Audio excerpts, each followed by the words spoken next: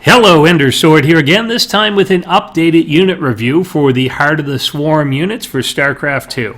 I did one of these a little while ago for the beta units, but a lot of them have changed over time, so I figured we'd take a look at them again.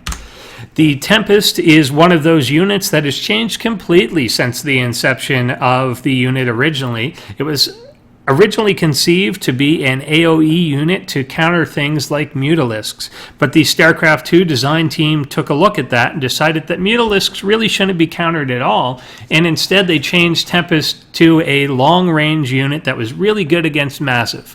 Only over time, not really that long range and not really good against Massive unless it's in the air. I tend to think of the Tempest as the thing I won't be building instead of Void Rays. The Oracle is another unit that's massively changed. It was originally intended as a very peaceful, Gandhi-like character that would run into mineral lines, give all the SCVs a break by putting plexiglass on the minerals, and then just skedaddle out of there. Instead, it's been turned into something that will absolutely brutalize all your workers and be really useful unless anyone makes one turret or one spore crawler. The Mothership core is a basketball that's being held up by 3 angels, and it really acts like your guardian angel early on in the game. The Mothership core can turn the Nexus into a huge cannon that can defend you against basically anything, and it can also recall all your units back home to a Nexus if you get your neck stuck out in some sort of failed all-in. The design of the unit really feels Terran-like in that it can take a total lack of planning on your part and turn it into a good thing. The Viper is a unit that's kind of useful. It's really interesting in the game. It can drop swarm clouds or dusty clouds or something like that on things and make tanks and ranged units completely useless. It can also pull Colossus and tanks out of position. It's a really good workaround for actually balancing the game. The Broodlord has fallen out of the sky and become a swarm host, which is buried in the ground, only it's less mobile, less useful, and the things just come out sporadically. There's no real known use for this unit at this point, other than to make people that have that weird mental condition where they can't look at holes and they feel itchy or weird or something like that. It's to annoy them mostly. The Hellbat is a unit put into the game to make new people quit.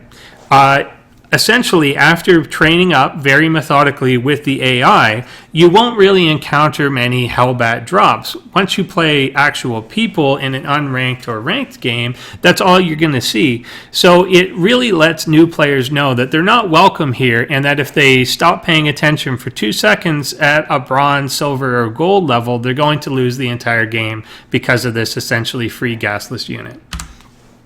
The Widow Mines are an interesting follow-through for the Spider Mine. They still look like a spider, but they're not actually mines at all. Instead, they're some sort of weird sunken turret thing that are really lazy and only fire for 30 seconds. They kind of gather up their energy, fire off some sort of explosive thing, then think about what they've done for about 30 seconds, and then ultimately do it again. But what's really exciting about Heart of the Swarm is the new developments in rock technology. We obviously all know about destructible rocks and at this point about collapsible rocks. But new unbuildable rocks have been added to the bottom of ramps to prevent you from piloting people off or doing any tricky crap.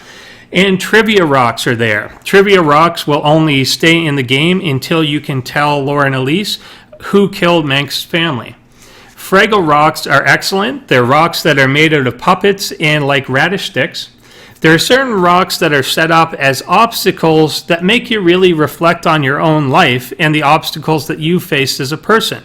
Hopefully these rocks will make people drop out of certain courses like philosophy or French literature, because what the hell are you going to do with that type of thing?